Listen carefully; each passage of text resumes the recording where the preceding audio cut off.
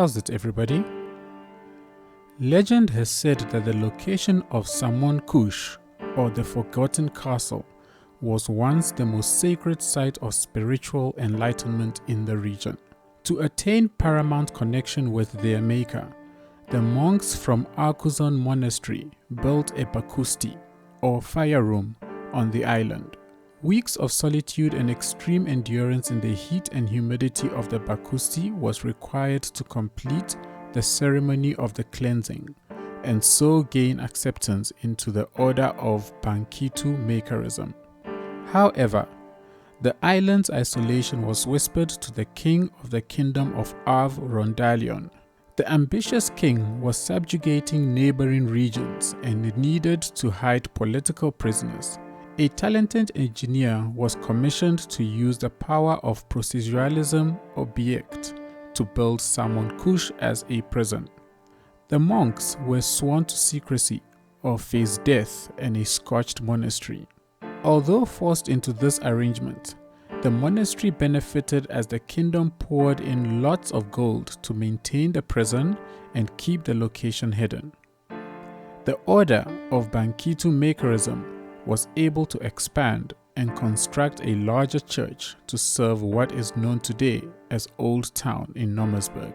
The decline of the kingdom of Av Rondalion saw the monks at Arkuzon Monastery regain control of Samoan Kush, and the bakusti was rebuilt to facilitate the ceremony of the cleansing once more.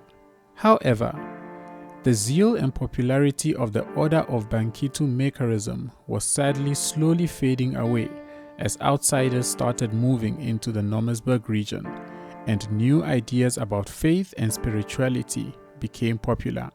Today, the castle of Samoan Kush is a popular museum for tourists and serves as one of the few remaining authentic examples of a bakusti in the world. Not much is known about the order of Bankitu Makerism besides oral traditions passed down through generations, but the people of Nomasburg are proud of the heritage represented by Samoan Kush.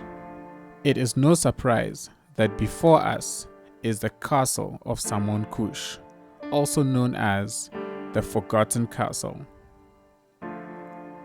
I want to say a big thanks to Jester Maroc for the name and the backstory.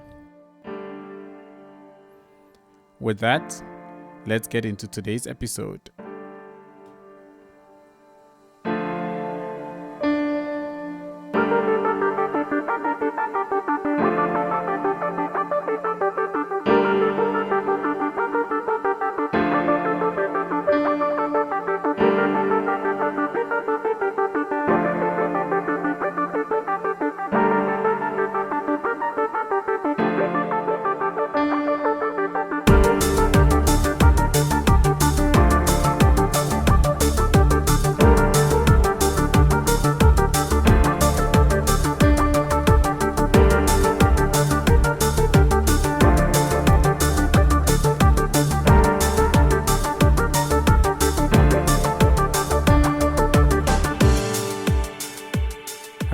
How's it everybody?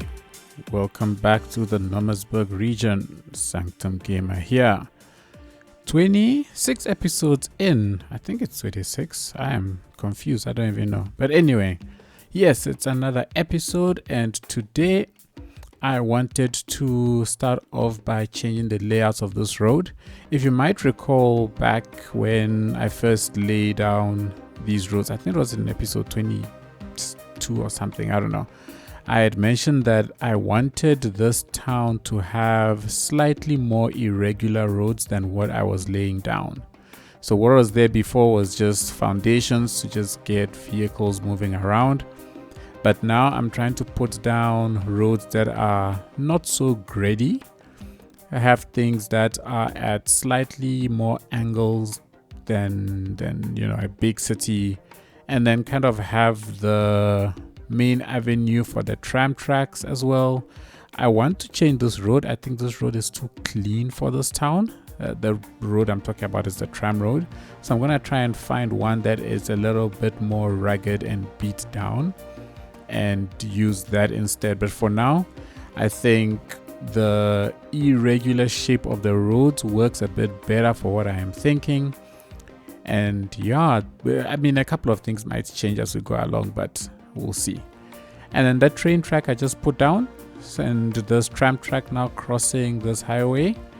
This will take us to where I'm planning to have the university. So the university will probably be to the right of the screen as you're looking at it.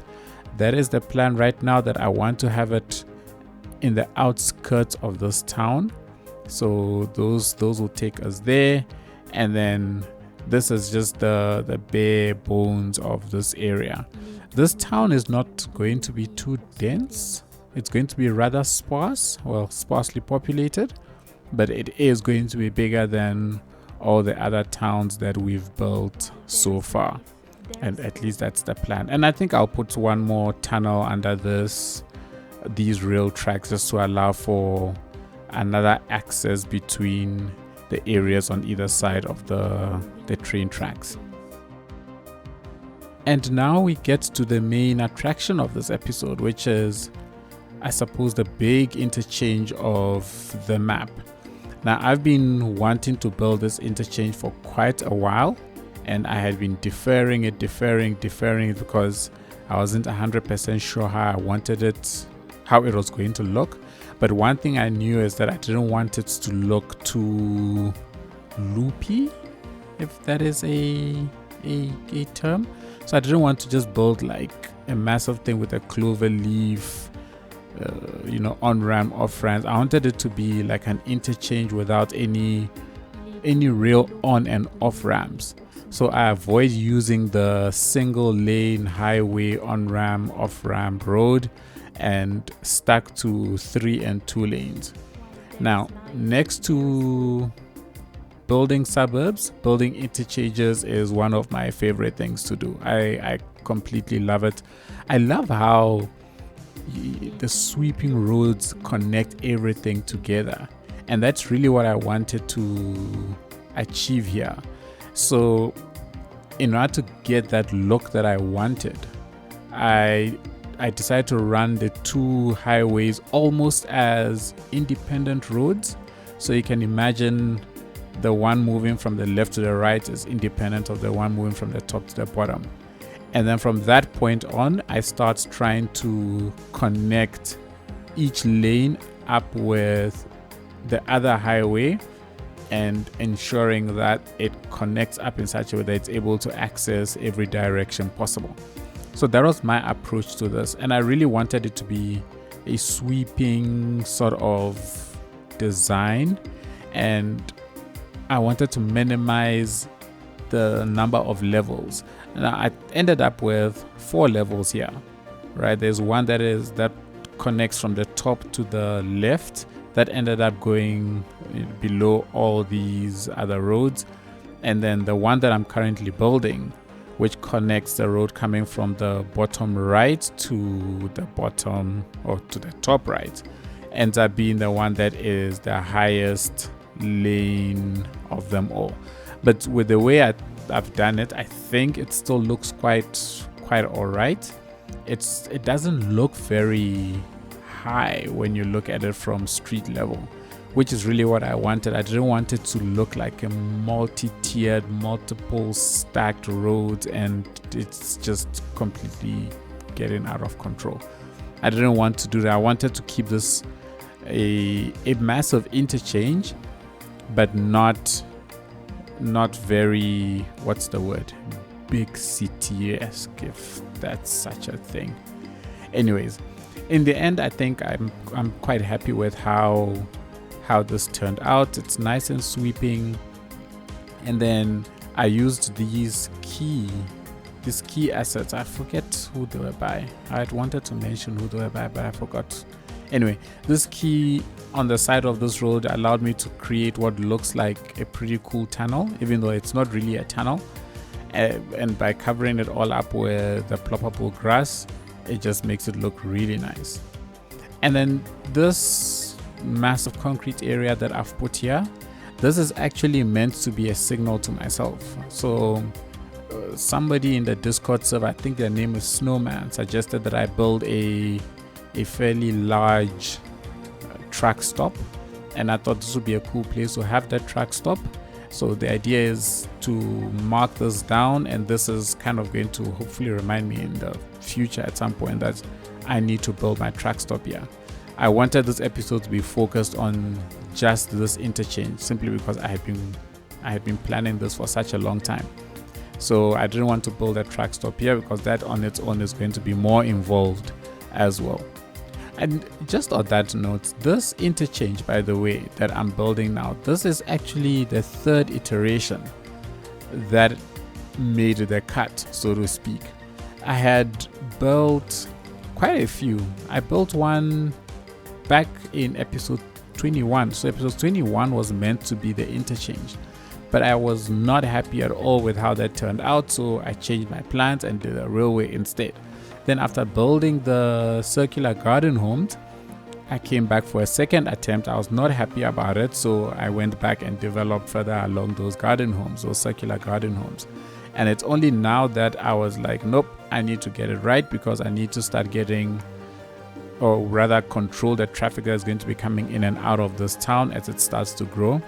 And so I spent more time focused and did this, and finally got a design that I was fairly happy with. So for the rest of this, we will spend the time just detailing out the interchange. And again, it's meant to be a fairly open interchange, but at the same time I wanted it to look like it's this massive road that has been built. And so I tried to avoid doing too much foliage detailing in between the actual roads. Instead, I used the concrete brush to paint over the entire area, and then divide it all up using these barrier network assets. And in the end, I was quite happy with the way it turned out. It looks very concretey where the roads are, just to show that quite a lot of planning went into actually building these roads. But then around it, it's foliage and more open space. And the plan is to not have any development come too close to this actual interchange.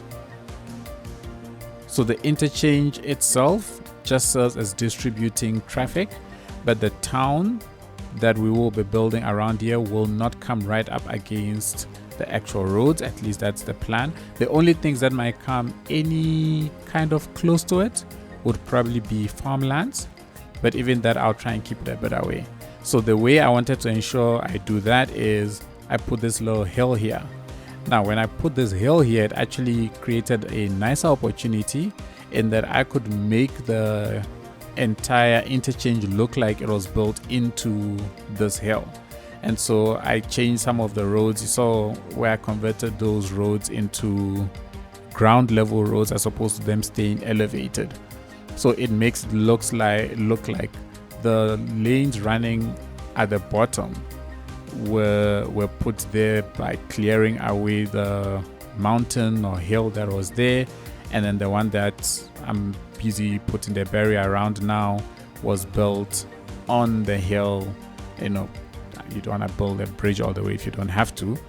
So yeah, I thought that added to the aesthetics quite a lot. It made the elevation stand out a lot more, and then the way the roads actually flow together, I thought looked really cool, with the ones at the top actually being ground level, the ones at the bottom are also ground level, and then you just have these bridges crossing where they needed to cross. So yeah, I mean, overall I think the interchange came out nicely. It's quite big. You don't really see its true size here as I'm building, but in the before and after transition at the end, you will actually see its size relative to its surrounding environment. It's much larger than I had actually planned for it to be. But in the end, it looks good, I think. So I am quite happy about that. And again, because I thoroughly enjoy building interchanges, it's one of those things that when I build, I get a lot of satisfaction from, and I'm just super happy and super excited to put it out there.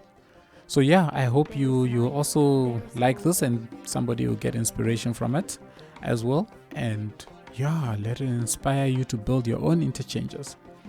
So on that note, this interchange is going to distribute traffic pretty much to all the towns on the map. So the bulk of the traffic will flow through here.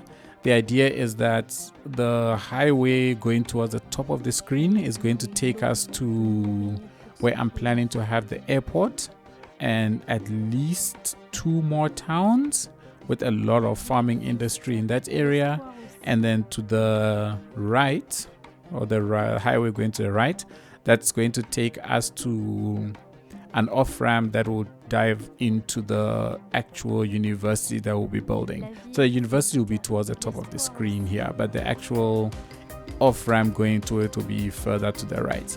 And then I'll have one more town further down the highway going towards the right as well. And then I think that will cover the majority of the towns that we will be building. And then here I wanted to just play around with the intersection marking tool for a bit. Hadn't done that in a while. So I thought I'll just detail out these interchange merges. I hope I got the chevron directions right. I'm never sure when I'm building this, but I think the arrows point in the direction traffic is coming from, if I remember right. If I've got it wrong, please let me know. I'll correct it at some point. But yeah, so that is the bulk of this episode. We've got that interchange in now. From next week, the next episode, we're going to start building features of this main town. That is the plan, and hopefully traffic should be able to come in and out without problems. Now, I'm not sure when I'm going to build a university. I don't want to push it out too far because it's something that I want to build sooner rather than later.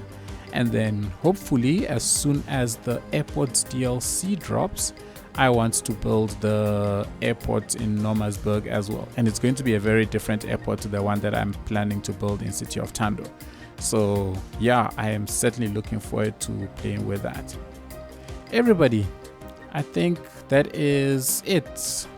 Thank you all so much for watching. Hope you enjoyed it. If you did, please give this video a thumbs up and drop a comment. Let me know what you think, what you enjoyed, what you would like to see. And yeah, I hope to catch you all in the next one.